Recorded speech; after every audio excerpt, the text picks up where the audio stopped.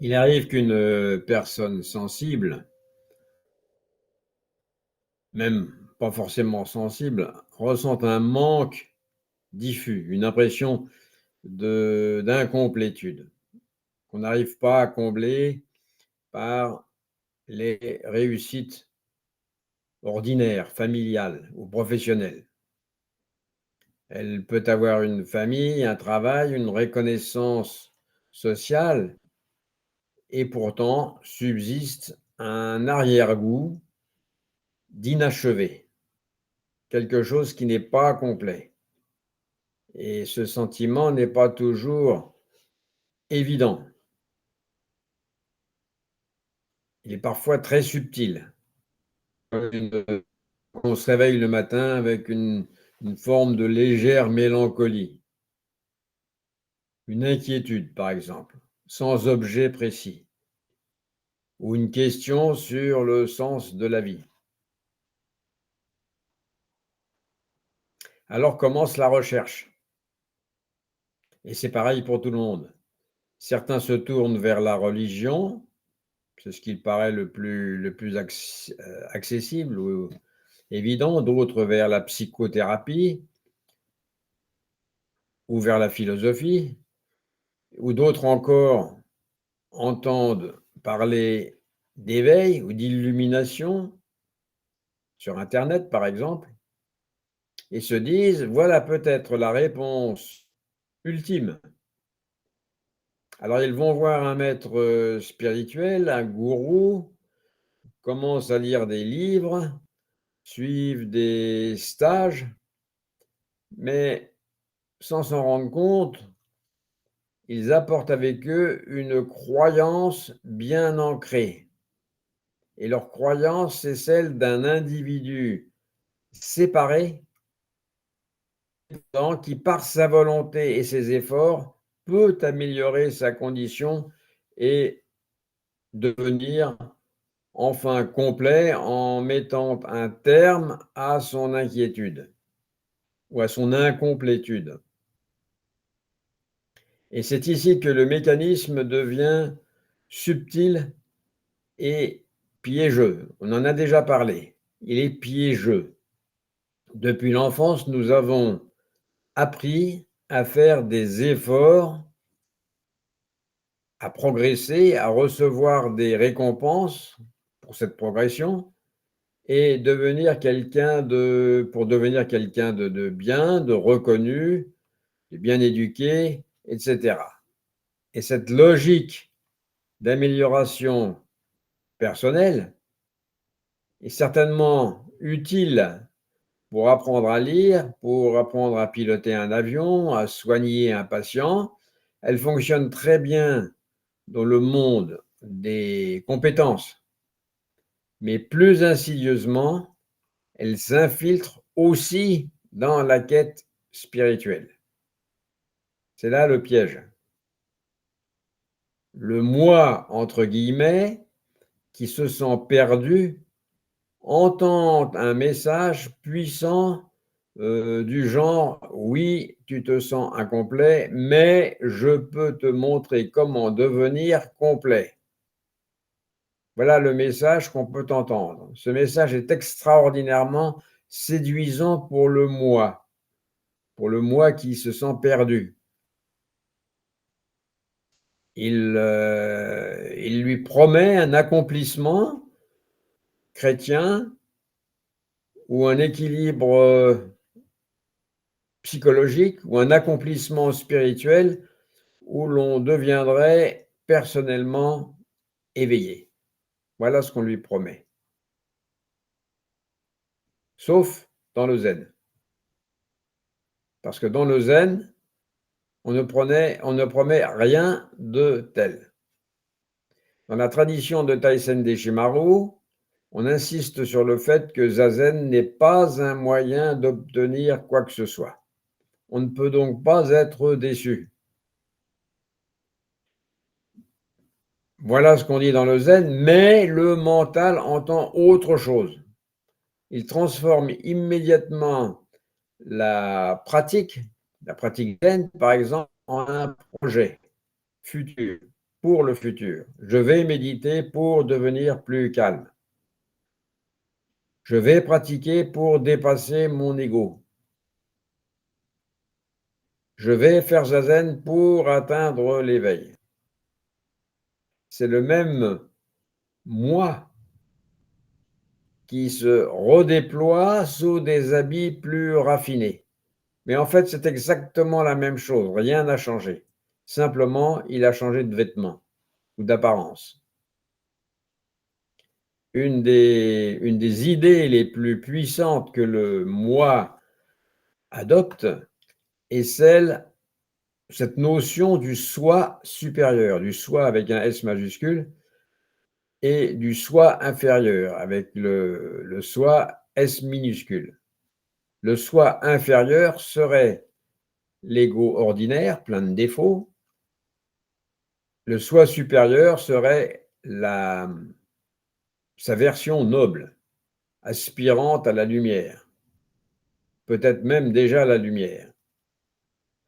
Cette division semble très spirituelle. En réalité, elle entretient, cette division entretient la structure même de la séparation. Elle est donc toxique. Le soi supérieur, avec un grand S, devient le nouveau chef de projet.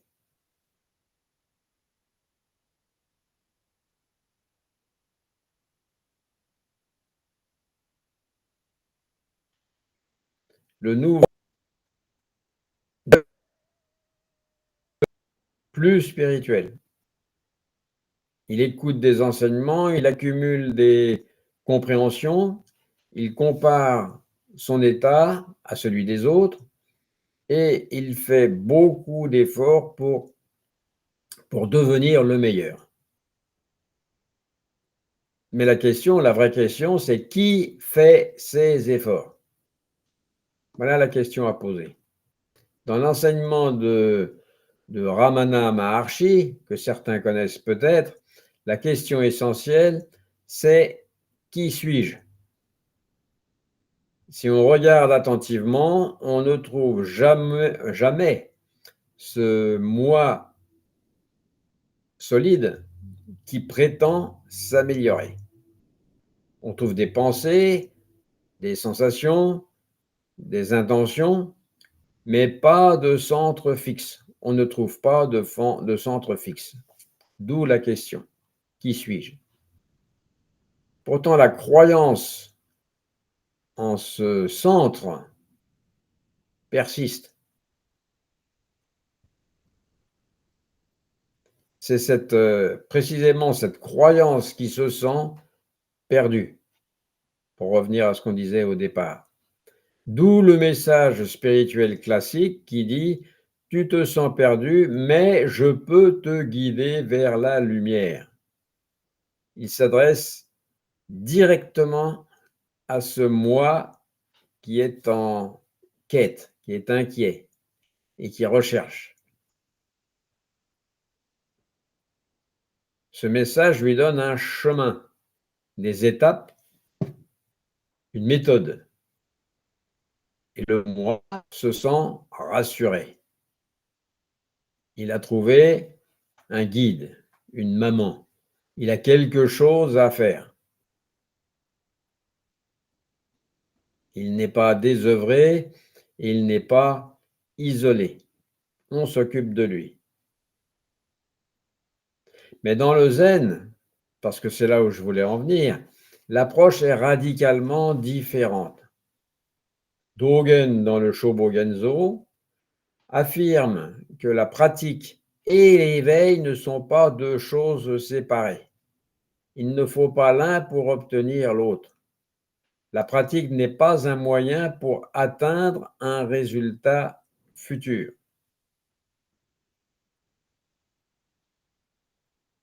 Il n'y a d'ailleurs pas de futur quand on y réfléchit. Donc la pratique est l'expression même de la réalité telle qu'elle est. Cela signifie qu'il n'y a pas un individu imparfait qui deviendrait plus tard un individu éveillé. Il y a simplement l'assise, simplement zazen. Un jour, un moine demanda à Joshu quel est le sens de la venue de Bodhidharma en Chine. C'était une question pointue. Joshu répondit le cyprès dans la cour. Il a répondu le cyprès dans la cour. Ce n'est pas une réponse qui nourrit le projet d'amélioration personnelle, elle ne donne aucune instruction pour devenir meilleur. Et c'est en ça que c'est une réponse zen. Elle pointe vers ce qui est immédiatement, sans passé, sans futur, sans projet. Elle pointe vers ce qui est là, le cyprès dans la cour. Le problème n'est pas que les gens cherchent. Le problème est cette prémisse invisible, la prémisse invisible de cette recherche, qui est que le moi en tant qu'entité séparée et individuelle doit devenir autre que ce qu'il est. Ce devenir, ce terme devenir est le cœur du malentendu. Imaginons par exemple quelqu'un qui cherche ses lunettes partout dans la maison avec anxiété et fébrilité. Et puis finalement, sa femme lui fait remarquer qu'elles sont sur son nez. Donc la recherche dans cet exemple était fondée sur l'idée qu'il manquait quelque chose, mais sans se rendre compte que ce qui était recherché était déjà présent.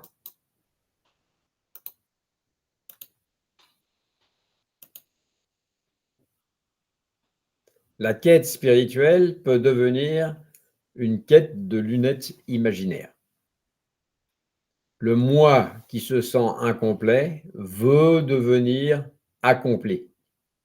Il imagine un état futur où il serait enfin satisfait, enfin comblé.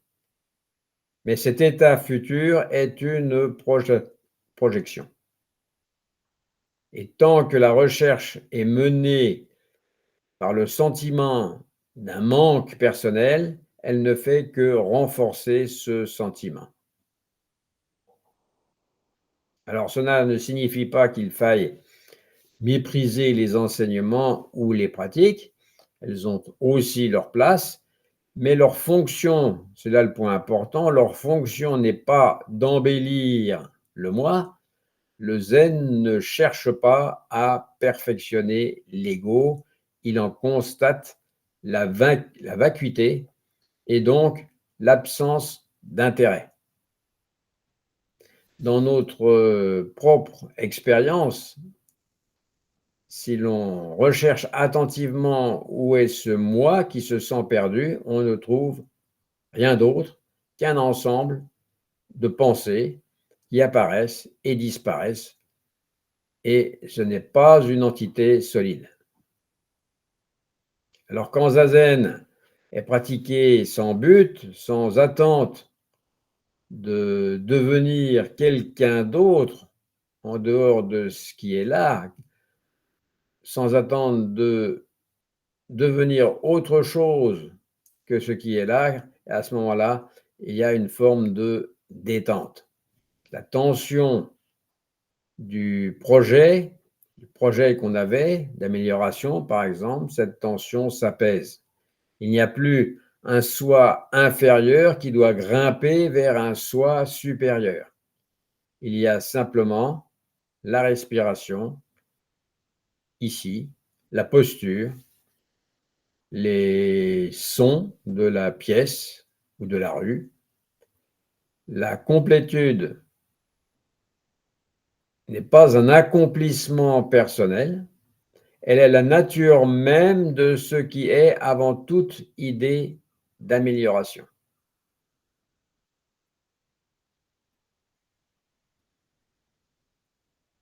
Le message spirituel qui promet un accomplissement s'adresse au moi perdu.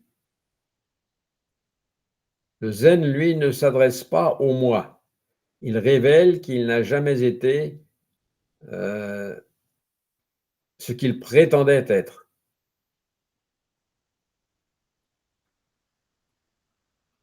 Cela peut sembler décevant pour celui qui voulait devenir spécial, ou qui prétendait devenir spécial, illuminé, reconnu comme éveillé, mais c'est profondément libérateur pour celui qui en a assez de porter le fardeau de son propre perfectionnement. Il ne s'agit pas de devenir plus digne, il s'agit de voir qu'il n'y a personne à rendre digne. Et quand cette évidence commence à être pressentie, la recherche change de nature. Elle n'est plus une fuite vers un futur idéalisé, on dit bien une fuite vers un idéal.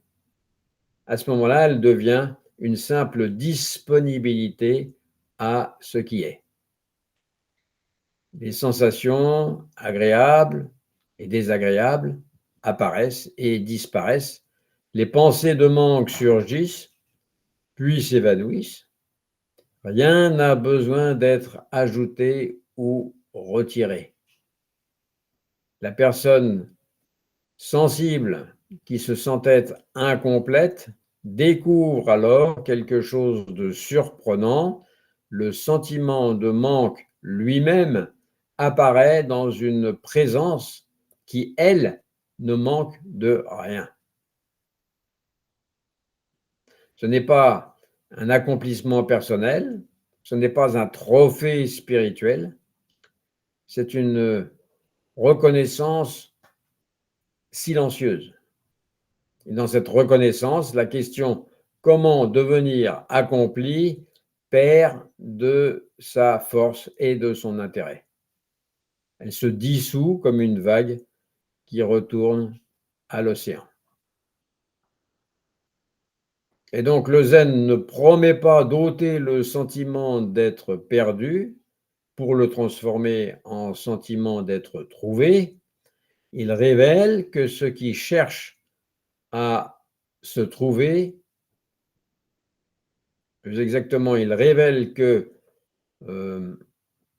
ce qui cherche à trouver n'a jamais été séparé.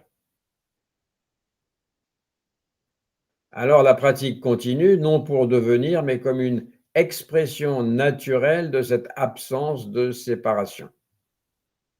La pratique devient la vie normale. Simplement s'asseoir, simplement respirer, simplement être.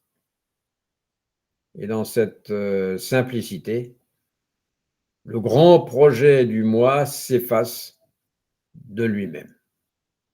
C'est une forme de koan qui a trouvé sa réponse.